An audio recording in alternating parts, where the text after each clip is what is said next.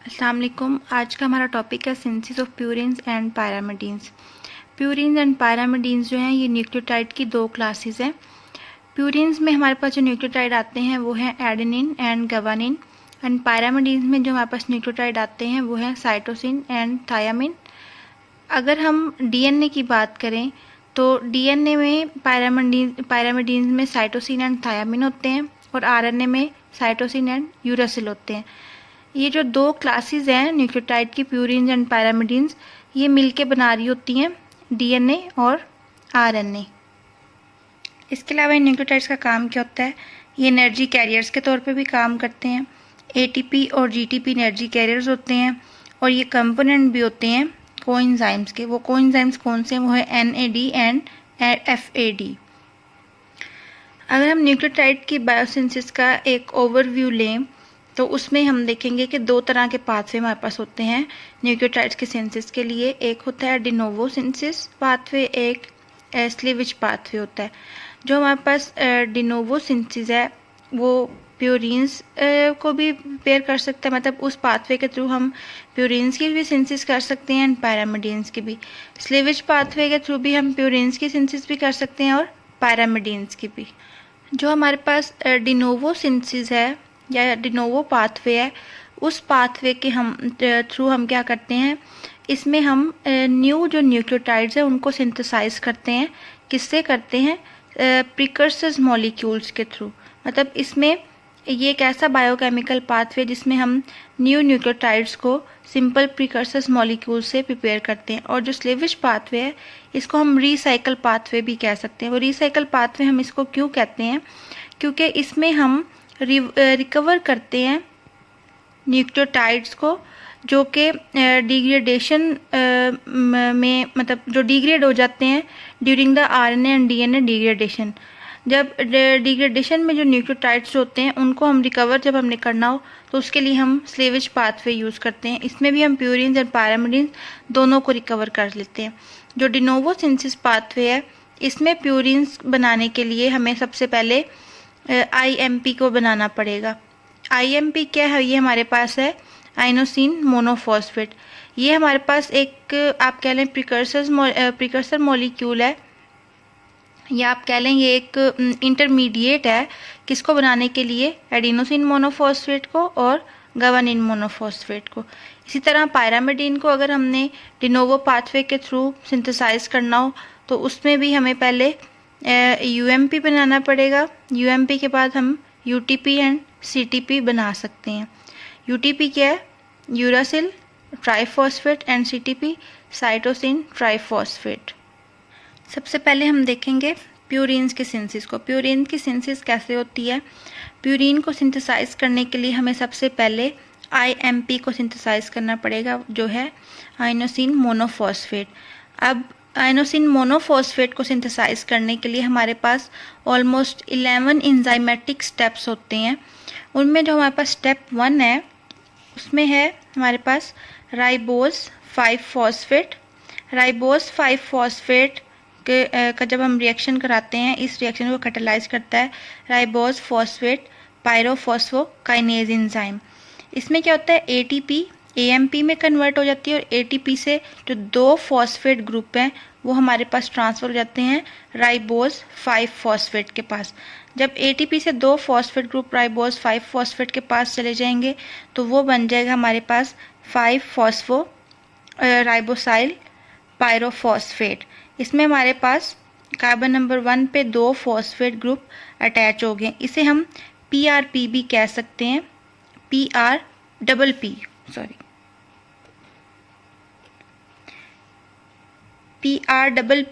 जो है हम इसे ये भी कह सकते हैं।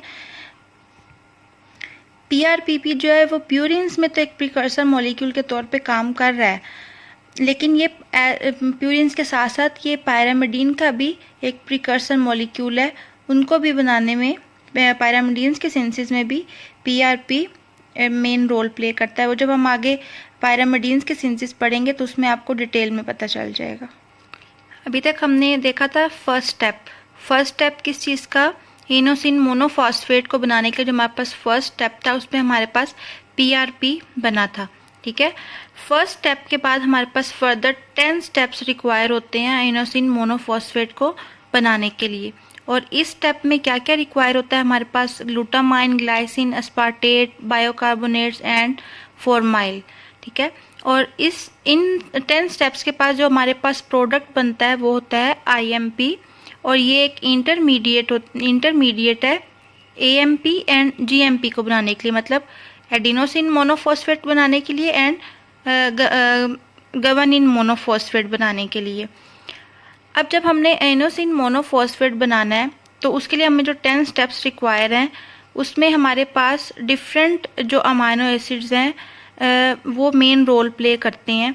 वो कैसे रोल प्ले करेंगे? जो हमारे पास ये जो 2 नाइट्रोजन है ये ग्लूटामाइन से आ रही हैं, ये यहाँ से ड्राइव की गई हैं। ये वाली जो नाइट्रोजन है ये ग्लाइसिन के थ्रू ड्राइव की गई है। ये कार्बन जो है ये बाइकार्बोनेट के थ्रू ड्राइव किया गया है। और जो अस्पार्टेट है, अस्पार्टेट कैसे कंट्रीब्यूट करता है एडिनोसिन मोनोफॉस्फेट बनाने के लिए?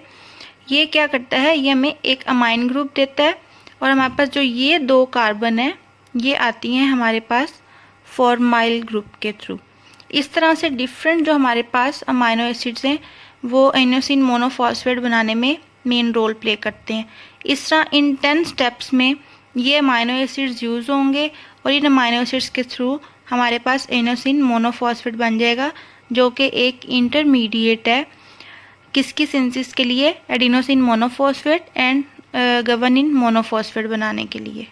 जो एडिनोसिन मोनोफॉस्फेट है जब ये बन जाती है तो ये सेल में एक्यूमुलेट नहीं होती है, इसलिए ये रैपिडली कन्वर्ट हो जाती है हमारे पास एडेनिन मोनोफॉस्फेट में एंड गवानिन मोनोफॉस्फेट में। अब IMP, AMP और GMP के स्ट्रक्चर में क्या डिफरेंस है वो मैं आपको बताती हूँ।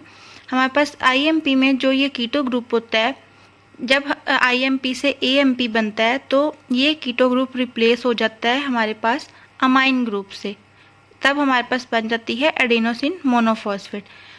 और जब IMP से हमारे पास गवानिन मोनोफॉस्फेट बनता है तब हमारे पास कार्बन नंबर जो 2 है उस पे एक एक्स्ट्रा अमाइन ग्रुप आके अटैच हो जाता है।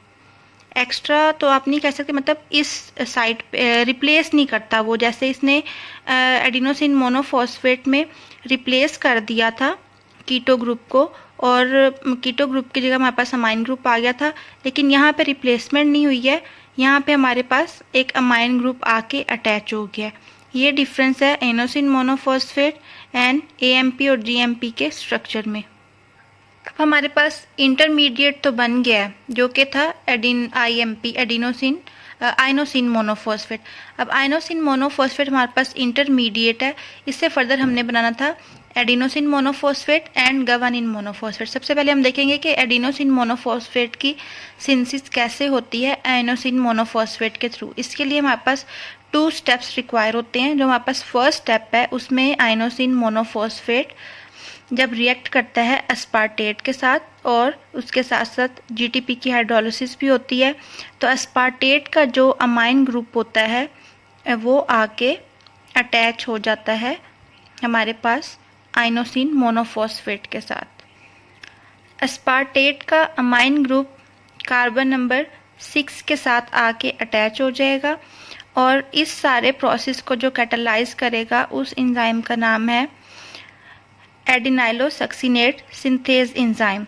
जब आइनोसिन मोनोफॉस्फेट अस्पार्टेट के साथ रिएक्ट करेगा तो इसका अमाइन ग्रुप आइनोसिन मोनोफॉस्फेट के कार्बन नंबर 6 के साथ आके अटैच हो जाएगा और IMP कन्वर्ट हो जाएगा हमारे पास एडिनाइलोसक्सिनेट में। ये हमारे पास था स्टेप नंबर 1। अब जो हमारे पास स्टेप नंबर 2 है जिसमें IMP से AMP बन रहा है, उसमें स्टेप नंबर 1 में हमने देखा IMP से हमारे पास एडिनाइलोसक्सिनेट बना था। अब एडिनाइलोसक्सिनेट से फर्दर आगे एडिनोसिन मोनोफॉस्फेट कैसे बनेगा? जब एडिनाइलोसक्सिनेट से फ्यूमरेट रिमूव हो जाएगा, यहाँ से सेपरेट हो जाएगा और इस सारे प्रोसेस को कैटालाइज करता है एडिनाइलोसक्सिनेज एंजाइम। वो क्या करेगा, वो यहाँ से इस एडिनाइलोसक्सिनेट से फ्यूमरेट को रिमूव कर देगा और जो हमारे पास रिमेनिंग प्रोडक्ट आएगी वो आएगी एडिनोसिन मोनोफॉस्फेट। नेक्स्ट अब हम देखेंगे कि एनोसिन मोनोफॉस्फेट से हम GMP गवेनोसिन मोनोफॉस्फेट कैसे बनाते हैं। इसके भी 2 इंजाइमेटिक स्टेप हैं। फर्स्ट स्टेप में IMP एडिनोसिन मोनोफॉस्फेट कन्वर्ट होता है ज़ैंथोसिन मोनोफॉस्फेट में। वो कैसे कन्वर्ट होगा, जब हमारे पास dehydrogenase enzyme IMP dehydrogenase enzyme इस प्रोसेस को कैटालाइज करेगा, तो क्या होगा, जो हमारे पास हाइड्रोजन आयन है वो रिलीज होंगे वाटर मॉलिक्यूल से और वो एक्सेप्ट करेगा NAD और वो बना देगा NADH। इस तरह से जब ये प्रोसेस होगा तो इसमें एनोसिन मोनोफॉस्फेट ज़ैंथोसिन मोनोफॉस्फेट में कन्वर्ट हो जाएगा। IMP जो होगी वो इंजाइमेटिकली डिहाइड्रोजिनेट होगी और बना देगी ज़ैंथोसाइन मोनोफॉस्फेट। नेक्स्ट जो हमारे पास इसका सेकेंड स्टेप है, उसमें ज़ैंथोसाइन कन्वर्ट हो जाएगा गवेनोसिन मोनोफॉस्फेट में। अब ज़ैंथोसाइन मोनोफॉस्फेट गवेनोसिन मोनोफॉस्फेट में कैसे कन्वर्ट होगा, इसमें enzyme GMP synthase enzyme use होगा और इसमें ग्लूटामाइन ग्लूटामेट में कन्वर्ट होगी। जब ग्लूटामाइन ग्लूटामेट में कन्वर्ट होती है तो हमारे पास एक अमाइड ग्रुप या अमाइन ग्रुप रिलीज होता है। वो अमाइड ग्रुप हमारे पास आके अटैच हो जाएगा ज़ैंथोसिन मोनोफॉस्फेट के साथ और उसको बना कन्वर्ट कर देगा गवेनोसिन मोनोफॉस्फेट में। इस सारे प्रोसेस में ATP कन्वर्ट हो जाएगी AMP और 2 फॉस्फेट ग्रुप भी उसमें से रिलीज होंगे। इस तरह ज़ैंथोसिन मोनोफॉस्फेट कन्वर्ट हो जाएगी गवेनोसिन मोनोफॉस्फेट में। अगर हम ओवरऑल प्यूरिन के सिंथेसिस को देखें तो उसमें आप देख सकते हैं कि जो IMP है, अगर हम उसको पहले देखें कि वो AMP में कैसे कन्वर्ट होती है, तो जैसे मैंने आपको स्टेप वाइज बताया था कि 2 स्टेप्स यूज़ होते हैं। फर्स्ट स्टेप में एनोसिन मोनोफॉस्फेट जो है वह एडिनाइलोसक्सिनेट में कन्वर्ट होती है। देन एडिनाइलोसक्सिनेट से जब फ्यूमेरेट रिमूव होता है तो वो कन्वर्ट हो जाती है AMP में।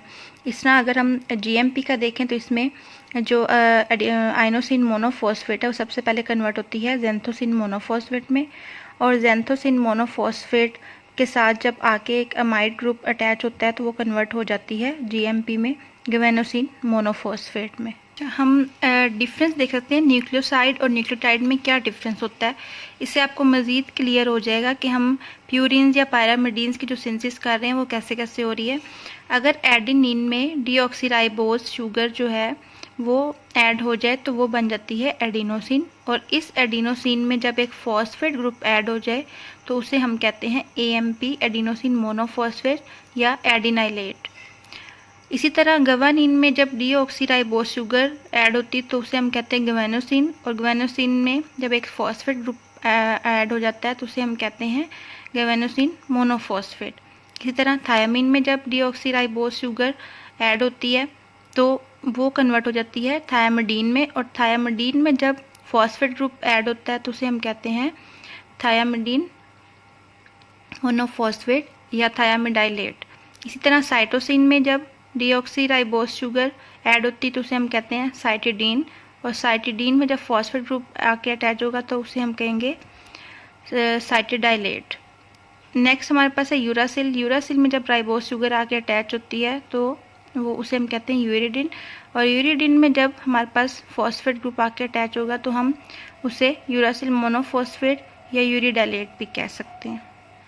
Nucleoside di and triphosphate की सिंथेसिस कैसे होती है। जब हमारे पास कोई न्यूक्लियोटाइड है, फॉर एग्जांपल हमारे पास एडिनोसिन मोनोफॉस्फेट है, उसमें हम जब ATP ऐड करते हैं तो वो ADP में कन्वर्ट हो जाता है। ठीक है, ADP हमारे पास क्या आ जाएगा, फिर ये एक डाई न्यूक्लियोटाइड आ जाएगा।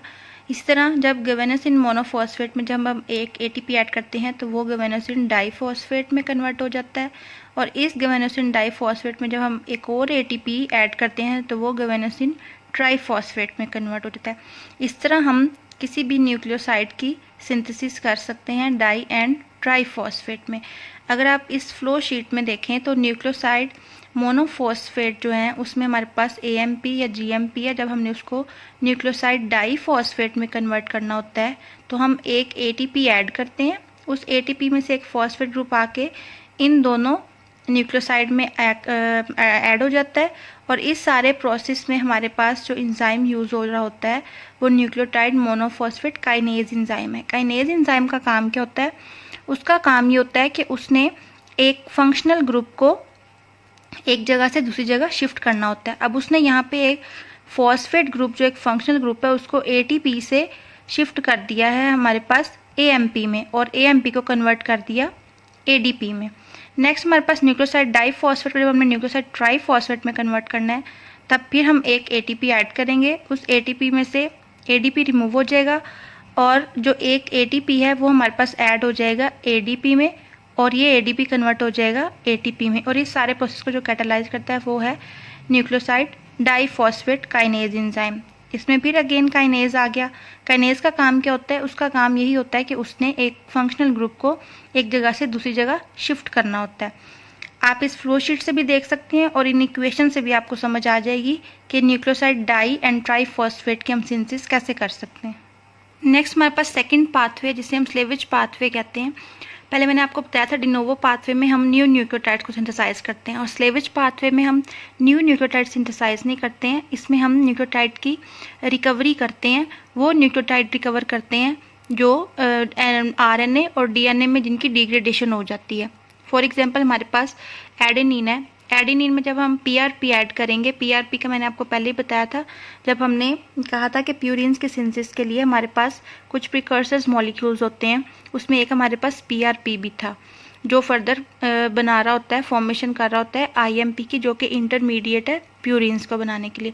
अब अगर हम एडेनिन में डायरेक्ट PRP ऐड करते हैं तो वो कन्वर्ट हो जाती है AMP में और 2 फॉस्फेट ग्रुप उसमें रिमूव हो जाते हैं। इस तरह हाइपोजेंथिन या गवानिन में अगर हम PRP ऐड करते हैं देन वो भी कन्वर्ट हो जाती है, हाइपोजेंथिन कन्वर्ट हो जाएगी IMP में और गवानिन कन्वर्ट हो जाएगी GMP में। और इस सारे प्रोसेस में जो हमारे पास एंजाइम यूज़ हो रहे होते हैं, अगर हम फर्स्ट स्टेप में देखें तो एडेनिन फॉस्फोराइबोजाइल ट्रांसफरेज एंजाइम है, hypoxanthine गवानिन फॉस्फोराइबोजाइल transferase enzyme second step में है, और थर्ड स्टेप में भी यही एंजाइम यूज़ हो रहा है। अगर आप इसकी एक फ्लो शीट देखें डायग्राम तो उसमें भी आपको पता चलेगा ये इक्वेशन की फॉर्म में है। एडेनिन जब कन्वर्ट होता है AMP में तो हमारे पास PRP से 2 फॉस्फेट ग्रुप रिमूव हो जाते हैं, और इस सारे प्रोसेस में जो एंजाइम है जो इस प्रोसेस को कैटालाइज कर रहा होता है वो होता है एडेनिन फॉस्फोराइबोजाइल ट्रांसफरेज। इसी तरह गवानिन एंड हाइपोजेंथिन का जैसे मैंने आपको ऊपर बताया उसी तरह इस इक्वेशन में भी बताया हुआ है। तो इस पाथवे के थ्रू हम क्या करते हैं, किसी भी ऐसे न्यूक्लियोटाइड को हम सिंथेसाइज करते हैं जो डिग्रेड हुआ होता है during RNA and DNA degradation. और इस सारे प्रोसेस में जो एंजाइम यूज़ हो रहे होते हैं उनके नाम भी आप देख सकते हैं, और इसमें हमारे पास मेन रोल जो प्ले करता है वो करता है PRP।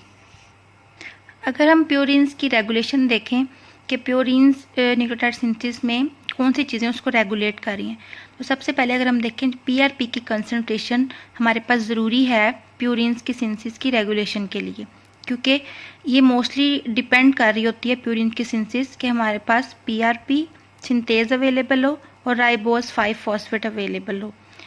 PRP और राइबोस 5 फॉस्फेट जो हैं वो मेन रोल प्ले करते हैं प्यूरिन की सिंथेसिस में। और एक जो इम्पोर्टेंट और स्टेज है रेगुलेशन की वो क्या है, वो कन्वर्जन होती है IMP की AMP एंड GMP में, क्योंकि जब ये कन्वर्जन होगी देन हमारे पास न्यूक्लियोटाइड सिंथेसिस कंप्लीट होगी। और हमारे पास जो AMP और GMP है वही कंट्रोल करते हैं मोस्टली अपनी सिंथेसिस को, किससे, IMP की सिंथेसिस को, क्योंकि वो AMP जो है वो इनहिबिट कर सकता है एडेनाइल सक्सिनेट सिंथेज एंजाइम को, और जो GMP है वो भी इनहिबिट कर सकता है IMP डिहाइड्रोजिनेज एंजाइम को। इसलिए ये डिपेंड कर रहा होता है कि AMP और GMP किस तरह से कंट्रोल कर रहे हैं अपनी सिंथेसिस को, और वो सिंथेसिस कहाँ से हो रही है, वो IMP के थ्रू हो रही है। IMP से फर्दर कन्वर्जन होती है AMP एंड GMP में।